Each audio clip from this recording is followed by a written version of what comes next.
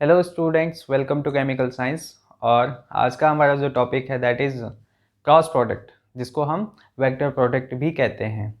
ठीक है, तो लास्ट क्लास में जो हमने डिस्कस किया था वो हमने डॉट प्रोडक्ट या जिसको स्केलर प्रोडक्ट कहते हैं वो डिस्कस किया था। अब देखो, अगर हम दो वेक्टर्स को यहाँ पर मल्टीप्लाई करते हैं तो हमें एक वेक्टर क्वांटिटी भी मिल सकती है।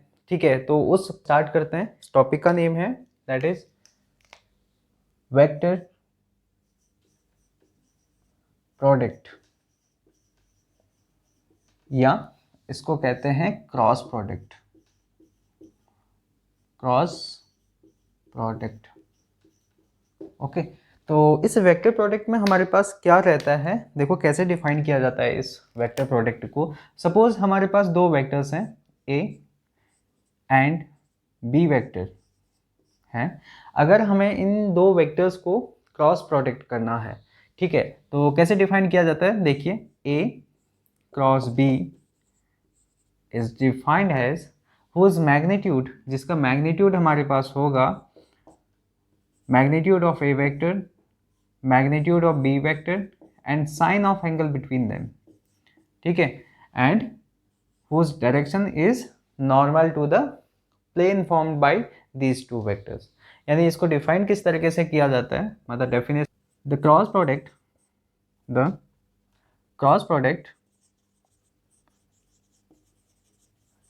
is defined as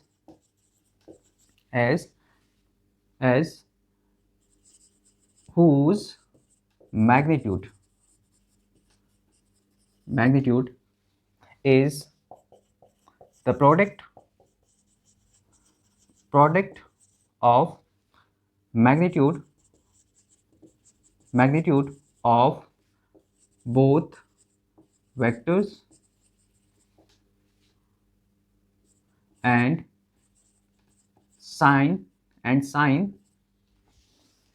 of angle between them, and its direction is perpendicular to the plane formed by these two vectors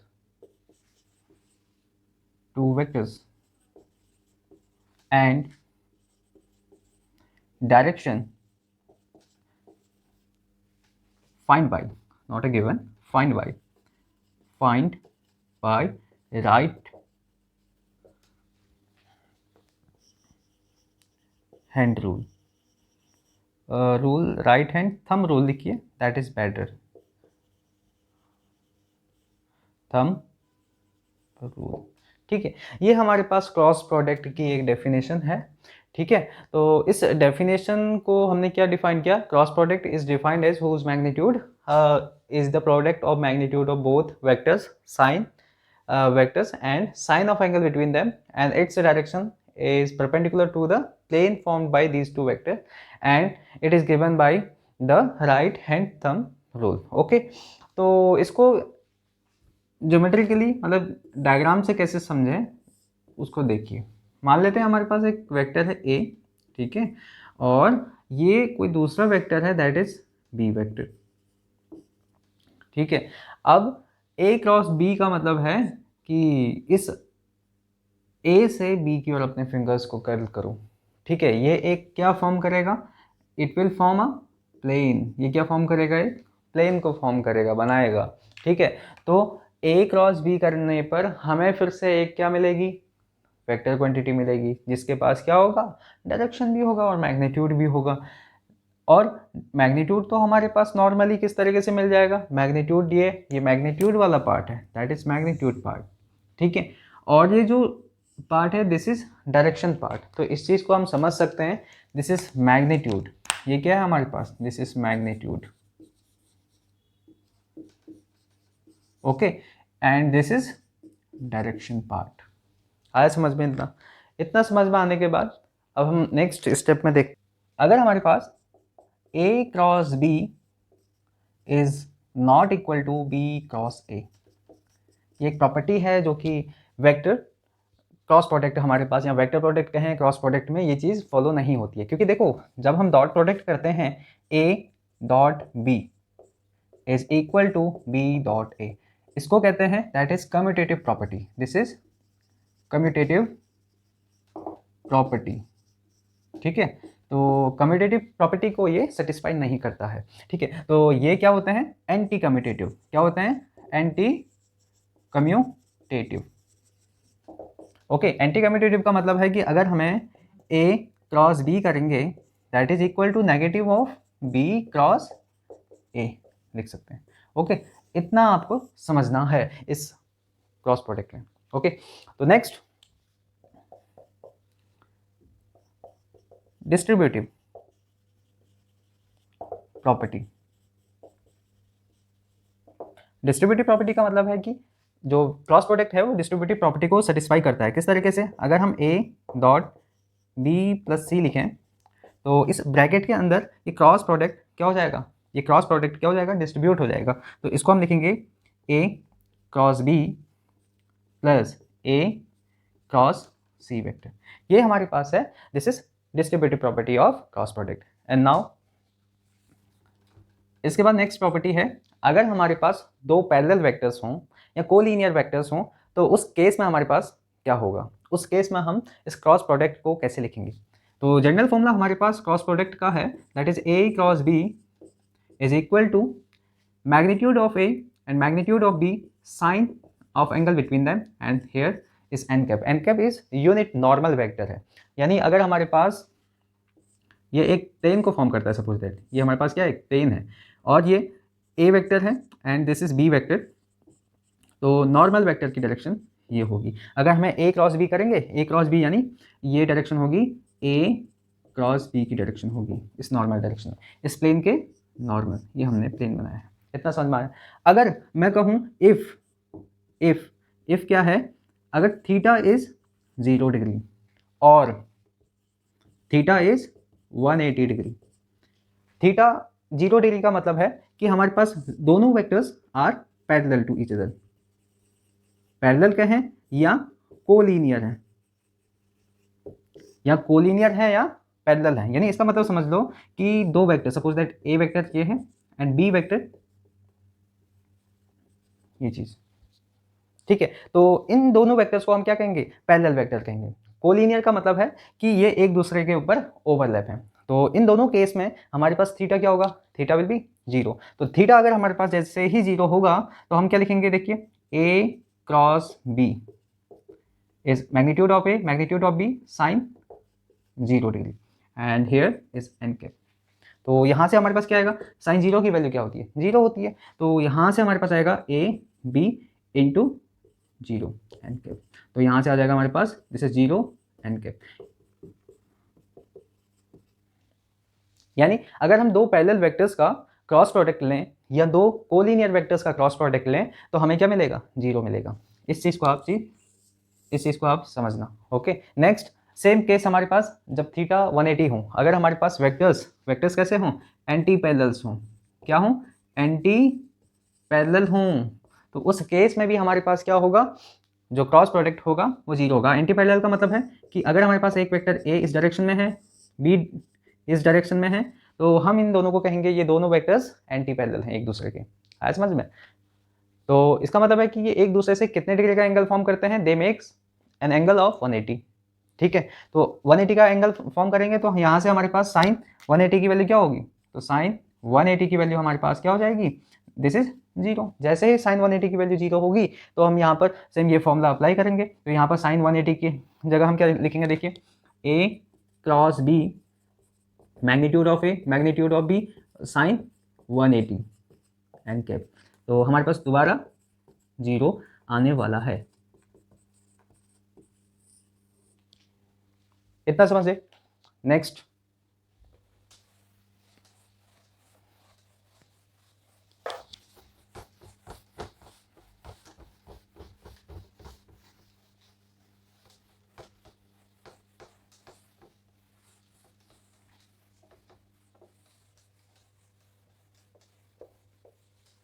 अब देखिए इसके बाद एक नया टॉपिक जो कि इसी में है, क्रॉस प्रोडक्ट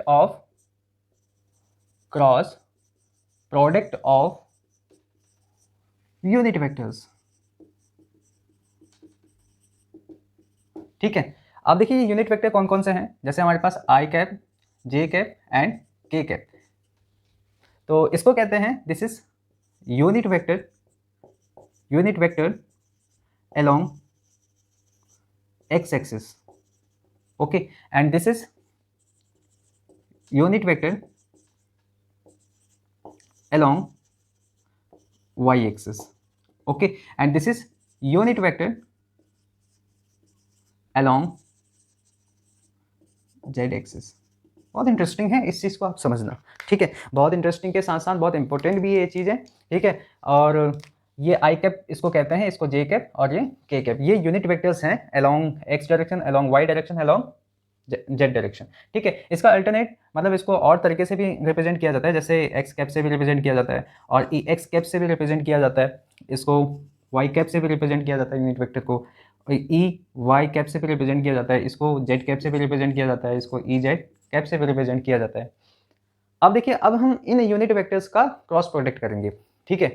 तो क्रॉस प्रोडक्ट का मतलब है कि देखो, इससे पहले एक चीज़ और, ये चीज़ समझिए, डायग्राम से समझिए, ये जो तीनों यूनिट वेक्टर्स होते हैं ना, एक दूसरे के ऑर्थोगोनल होते हैं। देखो एक टर्म यहाँ पर की वर्ड्स जो मैं बता रहा हूँ उसमें लिखा होगा आपकी बुक्स में कि ऑर्थोगोनल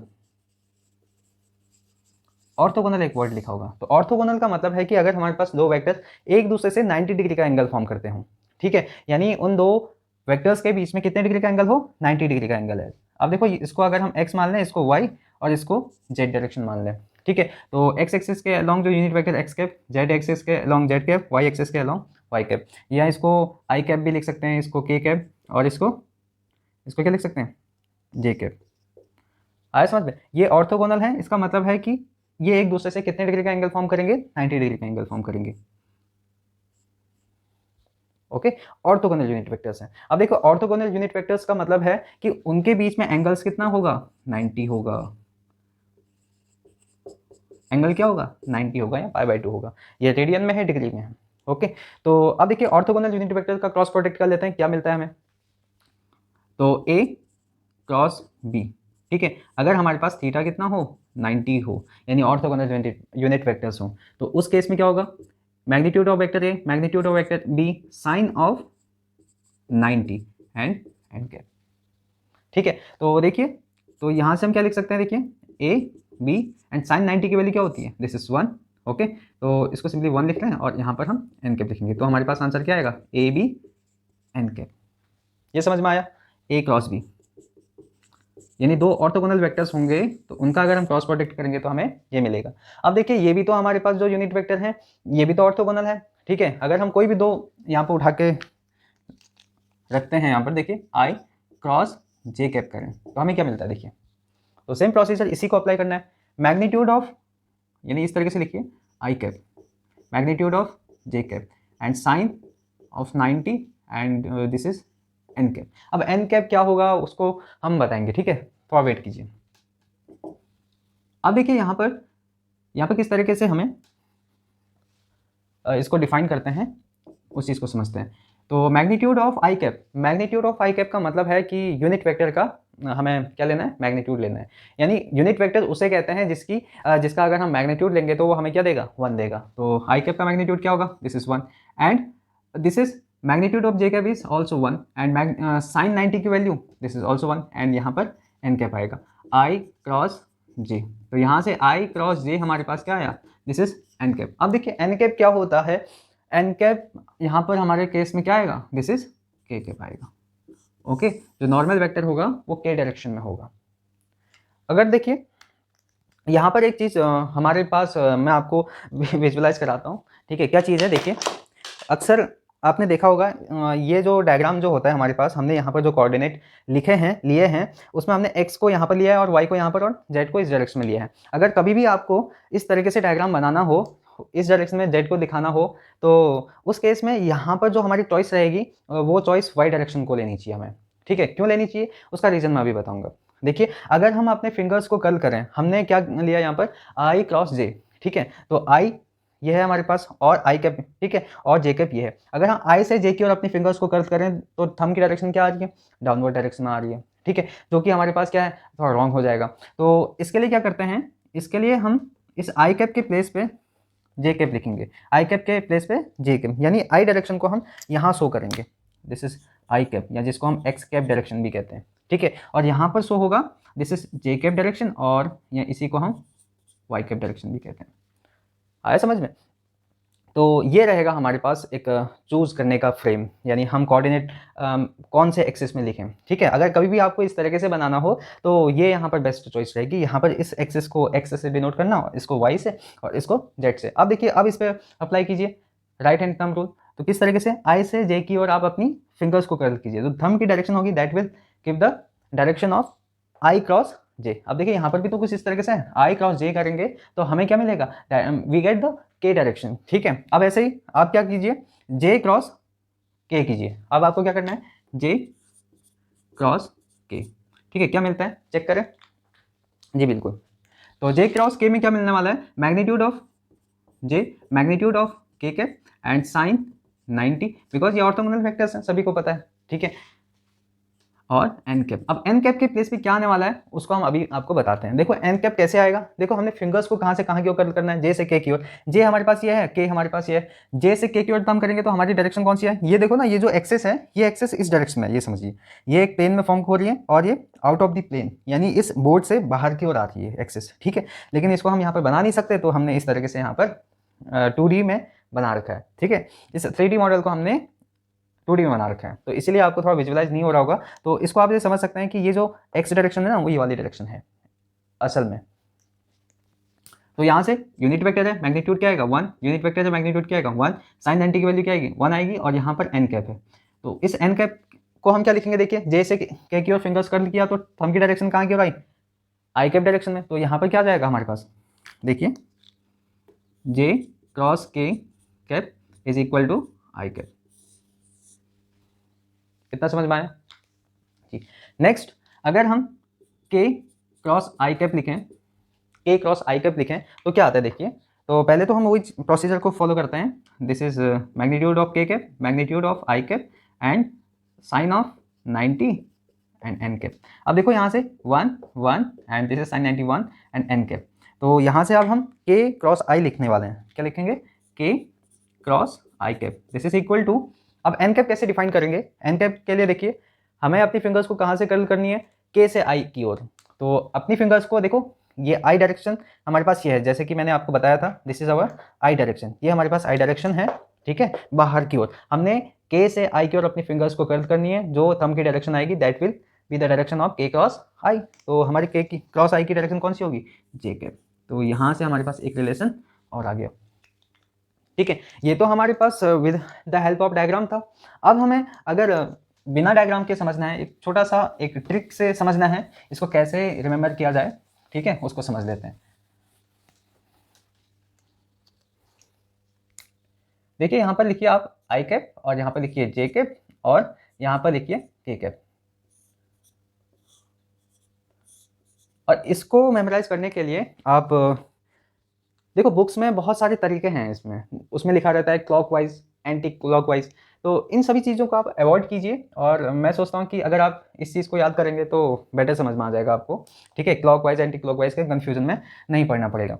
देखिए क्या चीज़ है, उसके लिए सिर्फ आपको एक चीज़ याद रखना है, that is i cross j this is equal to के।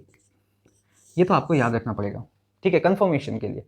अगर आप आई क्रॉस जे करेंगे तो आपको क्या मिलेगा, के मिलने वाला है, ठीक है। इस चीज़ को समझ लेना, ये आया समझ में। अब देखिए जैसे ही आपने आई से आई क्रॉस जे किया तो आपको क्या मिलेगा, के मिलेगा। अब आप जे क्रॉस के करेंगे, अगर आप जे क्रॉस के कैप करेंगे तो आपको क्या मिलेगा, जे से के की ओर क्रॉस किया तो आपको क्या मिलेगा, आई मिलेगा, ठीक है। सेकंड पार्ट, अगर आपने देखो आपने जे क्रॉस के किया, आप के क्रॉस आई कीजिए, के क्रॉस आई कैप, तो आपको क्या मिलेगा, जे कैप, ठीक है। सीक्वेंस को फॉलो कीजिए, आपने के क्रॉस आई किया तो आपको क्या मिलेगा, जे मिलेगा। अब देखिए रिवर्स में ऑर्डर यहाँ पर चेंज करता हूँ। देखो अगर मैंने क्या किया, देखिए जे क्रॉस आई किया, जे क्रॉस आई किया तो हमें क्या मिलेगा, देखो ये हमने ऑर्डर तो इस इस डायरेक्शन में क्या लिया था, पॉजिटिव लिया था, तो इस रिवर्स डायरेक्शन में जा रहे हैं ना। देखो सीक्वेंस हमारा चेंज हो रहा, जे क्रॉस आई, तो हमारे पास क्या आ रहा कि क्या आ रहा, जे क्रॉस आई होगा तो थर्ड तो हमारे पास के ही बचेगा। लेकिन देखना यहाँ पर सीक्वेंस चेंज हो रहा है, पहले हमारे पास जो सीक्वेंस था वो आई क्रॉस जे को हमने पॉजिटिव लिया था, तो अगर हम इसका जो सीक्वेंस है, इसका ऑर्डर है, उसको चेंज करेंगे तो यहाँ पर क्या जाएगा, साइन भी बदल जाएगा। सेम यहाँ पर भी अगर हम ऑर्डर चेंज करें, यानी के क्रॉस जे कर दें, के क्रॉस जे कर दें, तो हमारा सीक्वेंस क्या बदल जाएगा जी, बिल्कुल, यहाँ पर साइन चेंज हो जाएगा। आंसर रिमेन सेम, ये आई कैप आएगा लेकिन विद नेगेटिव साइन। अब यहाँ पर सेम, अगर हम आई क्रॉस के करें, देखिए आई से के रिवर्स जा रहे हैं, तो हमारे पास क्या आएगा, ऑब्वियस सी बात है जे ही आएगा विद नेगेटिव साइन। ये चीज़ें आप याद रखिए जो आपको हेल्प करेंगे न्यूमेरिकल्स को सॉल्व करने में, ठीक है। तो नेक्स्ट हम यहाँ पर डिस्कस करने वाले हैं, अब हम क्रॉस प्रोडक्ट कैसे फाइंड आउट करते हैं, कैसे हम क्रॉस प्रोडक्ट फाइंड आउट करेंगे अगर हमारे पास दो वेक्टर्स गिवन हों। सपोज कि अगर हमारे पास दो vectors a, this is a x i cap plus a y j cap plus a z k cap हो, and b is written as b x i cap b y j cap b z k cap हो, दो vectors हैं।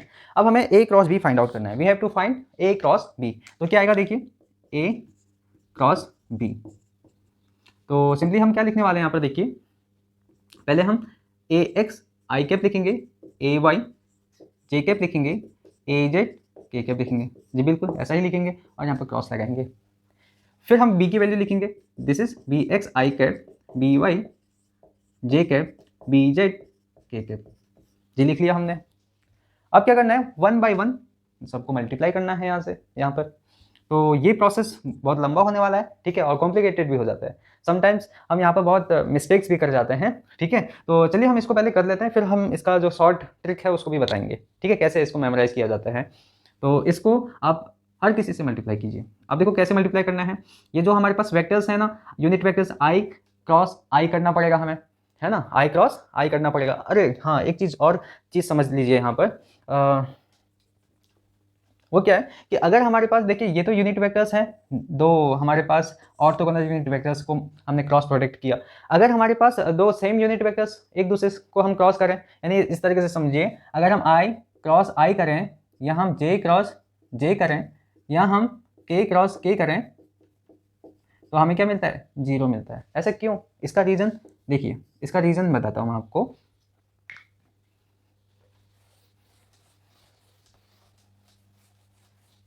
ऐसा क्यों, देखिए ये है हमारे पास यूनिट वेक्टर्स, ये है हमारे पास unit vector along x axis. अब देखिए इन दोनों के बीच में जो एंगल है आई क्रॉस अगर आई करें हम, ठीक है, तो इन दोनों के बीच में एंगल कितना होगा, एंगल जीरो होगा। तो हम लिखेंगे magnitude of i cap, magnitude of i cap और sine of zero, and this is n cap. तो यहाँ से मैग्नीट्यूड क्या आएगा, देखिए this is one and this is also one, now this is zero and n cap. तो यहाँ से हमारे पास क्या देगा, जीरो एन कैप। यानी अगर हम आई क्रॉस आई करें तो हमें क्या मिलेगा, हमें मिलेगा जीरो या नल वेक्टर मिलेगा, ठीक है, हमें क्या मिलने वाला है, जीरो वेक्टर या नल वेक्टर बोलते हैं इसको, ये मिलने वाला है। ओके, तो इस चीज़ को हम यहाँ पर यूज़ करेंगे। अब देखिए वन बाय वन इसको हम मल्टीप्लाई करते हैं, देखो क्या आता है हमारे पास आंसर। इस ए एक्स को हम बी एक्स से मल्टीप्लाई करेंगे, a x multiply b x, multiply कीजिए, कुछ मत लिखिए, अगर डॉट लगाएंगे तो वो आपका डॉट प्रोडक्ट बन जाएगा, और अगर आप वहाँ पर क्रॉस अप्लाई करेंगे ऐसा लगेगा कि आपने क्रॉस कर दिया। अब देखो इस आई कैप क्रॉस आई कैप करना है आपको, आई कैप क्रॉस आई कैप, इसको रखिए। नेक्स्ट फिर इसके बाद इसको अब सबसे मल्टीप्लाई करना है, तो ए एक्स बी वाई आई कैप क्रॉस जे कैप, ठीक है, एंड अब इस ए एक्स को फिर इससे भी मल्टीप्लाई करना है, this is a x b z, और i cap cross k cap भी मल्टीप्लाई करना है। अब ऐसे ही फिर इस ए वाई को मल्टीप्लाई करेंगे सबसे, तो हमारे पास आएगा ए वाई बी एक्स और जे कैप क्रॉस आई कैप, जी बिल्कुल। फिर इसके बाद देखिए अब हम इस ए वाई को मल्टीप्लाई करेंगे, ए y multiply B y, j cap cross जे कैप। अब इस ए वाई को फिर इस बी जेड के से मल्टीप्लाई करेंगे, तो ए वाई मल्टीप्लाई बी जेड और जे कैप क्रॉस के कैप। अब सिमिलर वे में हम इस ए जेड के कैप से भी मल्टीप्लाई करेंगे, तो हमारे पास आएगा ए जेड और बी एक्स, और इसको लिखेंगे हम के कैप क्रॉस आई कैप। तो यहाँ पर हम लिखेंगे देखो ए जेड और बी वाई के क्रॉस जे कैप। ओके, तो यहाँ से अगर हम इसको इससे मल्टीप्लाई करेंगे तो हमारे पास आएगा ए जेड बी जेड के क्रॉस के। ये हमने मल्टीप्लाई करने के बाद इसको लिखा। अब देखिए उस चीज़ को हम यहाँ पर दोबारा आपको रिकॉल कराते हैं। दैट इज, देखिए क्या चीज़ है। एक तो चीज़ ये है हमारे पास i cross i equal to j cross j, k cross k equal to 0, और एक है i cross j is equal to this is k cap and j cap cross k cap is equal to I cap and k cap cross I cap is equal to j cap।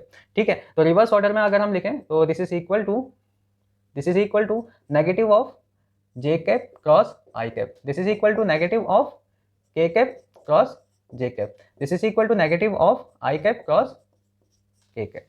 ठीक है, इस चीज़ को आप remember रखना, बाकी इस चीज़ से solve हो जाएगा। अब देखिए जहाँ पर I क्रॉस I कैप है और जहाँ पर जे क्रॉस जे कैप है, ठीक है, और जहाँ पर के क्रॉस के कैप है, ये सभी टर्म्स क्या हो जाएंगे, 0 हो जाएंगे। तो ये सभी टर्म्स क्या हो जाने हैं हमारे पास, 0 हो जाना है। ये वाला टर्म भी क्या हो जाना है, 0, और ये वाला टर्म भी क्या हो जाना है, 0 हो जाना है। अब बचे हमारे पास दिस इज आई क्रॉस जे। तो आई क्रॉस जे हमारे पास क्या होगा, हमारे पास होने वाला है आई क्रॉस जे। देखिए आई क्रॉस जे होगा के कैप। तो यहाँ से लिखते हैं 1 बाय 1 सभी चीज़ों को। तो हमारे पास आएगा this is a x b y this is equal to k cap, और ए एक्स बी जेड क्या आएगा, तो हमारे पास देखिए ए एक्स बी जेड और जे this is i cross k क्या आएगा, माइनस जे कैप। क्या आने वाला है, माइनस जे कैप। देखिए आई क्रॉस के कैप है हमारे पास, आई क्रॉस के कैप, तो आई क्रॉस के कैप क्या आएगा, माइनस ऑफ जे कैप। तो यहां से देखिए प्लस, अब यहां पर क्या है, ए वाई बी एक्स और जे क्रॉस आई कैप है। तो जे क्रॉस आई कैप को क्या लिखेंगे, देखिए पहले इसको लिख लेते हैं, a y b x J cross आई। तो जे क्रॉस आई क्या होगा, देखिए जे क्रॉस आई को लिखेंगे माइनस के cap.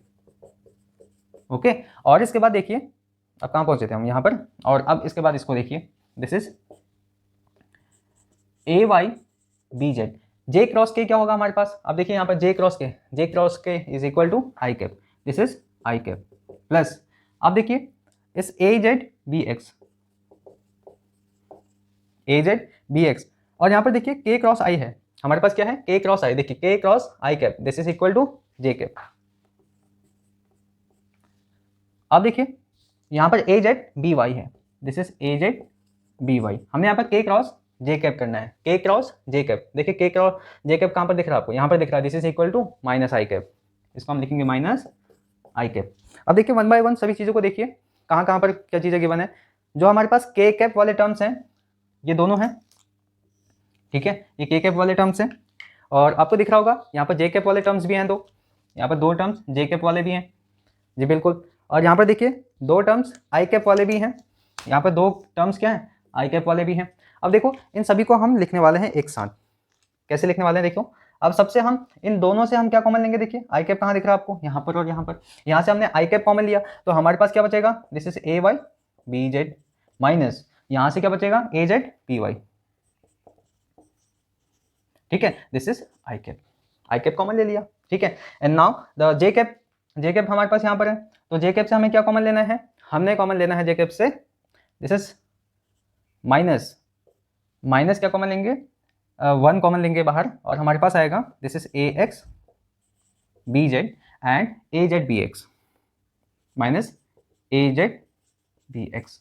Okay, a z b x आ जाएगा, this is equal to j cap. Okay, and now इसके बाद इस अब के कैप को देखना है, के कैप वाला टर्म देखिए कहाँ पर है, ये 2 टर्म्स हैं, तो इन दोनों में क्या कॉमन लेंगे हम, के कैप कॉमन लेंगे। मैंने ऐसा क्यों लिखा उसका रीज़न अभी मैं बताऊंगा, ठीक है, उसका रीज़न भी है, ऐसे नहीं लिखा है कोई चीज़। और यहाँ पर देखिए, यहाँ पर हम a x b y minus and this is a y b x, तो इसको हम लिखने वाले हैं के कैप। ओके, तो दिस इज हमारे पास है ए क्रॉस बी। ओके, तो इस चीज़ को आप देखिए, इस चीज़ को देखिए, ये हमारे पास क्रॉस प्रोडक्ट आया। अब देखिए ये तो एक लॉन्ग मेथड है, ठीक है, ये लॉन्ग मेथड बहुत कॉम्प्लिकेटेड रहती है, इतनी कॉम्प्लिकेटेड भी नहीं लेकिन थोड़ा कॉम्प्लिकेटेड है, ठीक है, इतनी जल्दी नहीं कर पाओगे तो समय लग जाता है, लेकिन अगर आपको जल्दी करना है तो ये चीज़ एक तरीका है जिससे ये चीज़ सॉल्व हो सकता है, दैट इज डिटर्मिनेंट फॉर्म। ठीक है, with the help of determinant हम इसको क्या कर सकते हैं, सॉल्व कर सकते हैं। देखिए कैसे करते हैं डिटर्मिनेंट की हेल्प से।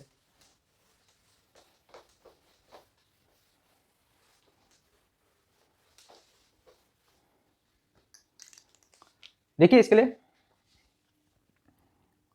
हम एक डिटर्मिनेंट फॉर्म करेंगे, ए क्रॉस बी। एक क्या फॉर्म करेंगे, डिटर्मिनेंट, क्योंकि ये जो सभी चीज़ें हैं ना डिटर्मिनेंट वाली, ये सब हम क्लास 12th में पढ़ लिए होते हैं। ओके, तो सबसे पहले हमें क्या लिखना है, यहाँ पर यूनिट वेक्टर्स लिखने हैं, आई कैप, जे कैप और के कैप लिखना होता है। फिर उसके बाद हमें क्या लिखना होता है, जो हमने फर्स्ट में ए वेक्टर लिखा है इसके कोफिशिएंट लिखने होते हैं, इस आई कैप के कोफिशिएंट यहाँ पर। तो इसमें आई कैप का कोफिशिएंट क्या है, ए एक्स, और यहाँ पर जे कैप का कोफिशिएंट क्या है, दिस इज, इस हम जे कैप के कोफिशिएंट को लिखेंगे, देखिए this is a y and this is a z, और यहाँ पर जैसे ही बी एक्स लिख लेंगे हम, और यहाँ पर b y and this is b z. आया समझ में इतना, जी बिल्कुल। अब इसके बाद देखिए इसको सॉल्व करते हैं किस तरीके से। हमें देखो सबसे पहले हमें लिखना है आई कैप। ठीक है, इस आई कैप को लिखना है, इस कॉलम को छोड़ देना है और इस रो को छोड़ देना है। ठीक है, इसको हटा दो और इसको भी हटा दो, बचा क्या हमारे पास, ये पार्ट बचेगा, ओनली दिस पार्ट। ठीक है, तो इस पार्ट में देखिए कैसे सॉल्व करते हैं। फिर हम क्या करते हैं, इस ए वाई को बी जेड से मल्टीप्लाई करते हैं, ठीक है, माइनस इस ए जेड को बी वाई से मल्टीप्लाई करते हैं, a z b Y. Okay, और फिर नेगेटिव ऑफ जे कैप लिखेंगे। क्या लिखेंगे, नेगेटिव ऑफ जे कैप।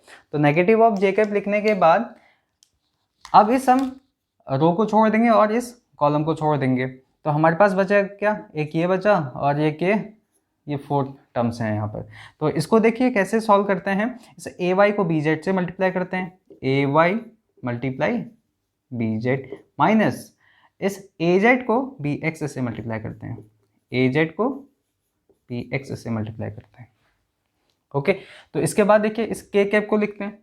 देखिए यहाँ पर जो जे कैप है हमने नेगेटिव साइन के साथ लिया है, ये पॉजिटिव नेगेटिव एंड पॉजिटिव, तो यहाँ पर हम फिर के कैप को विथ पॉजिटिव साइन लेंगे। तो यहाँ पर आएगा हमारे पास, देखिए इस रो को छोड़ेंगे, इस कॉलम को छोड़ेंगे, तो हमारे पास आएगा this is a x b y minus a x b y minus a y b x, a y b x. ये हमारे पास क्या आ गया, ए क्रॉस बी। देखिए शॉर्ट में निकल गया, ये चीज़ फाइनली हमारे पास यहाँ पर भी निकला था। ठीक है, तो देखिए ये हमारे पास एक शॉर्ट फॉर्म था क्रॉस प्रोडक्ट को फाइंड करने का, ठीक है, जिसको हम डिटर्मिनेंट फॉर्म कहते हैं। और आने वाले लेक्चर में हम इसके एप्लीकेशन पार्ट को भी डिस्कस करेंगे, जिसमें हम एरिया ऑफ पैरेललोग्राम और इसमें जैसे एरिया ऑफ ट्रायंगल, ठीक है, और जैसे भी हमारे पास कोई भी एक रैंडम एरिया फाइंड आउट करना होता है, ठीक है, तो उसके लिए भी हम इस क्रॉस प्रोडक्ट को यूज़ करते हैं। ओके, आज के लेक्चर को हम यहीं पर समाप्त करते हैं और मिलते हैं आपसे अगले लेक्चर्स में।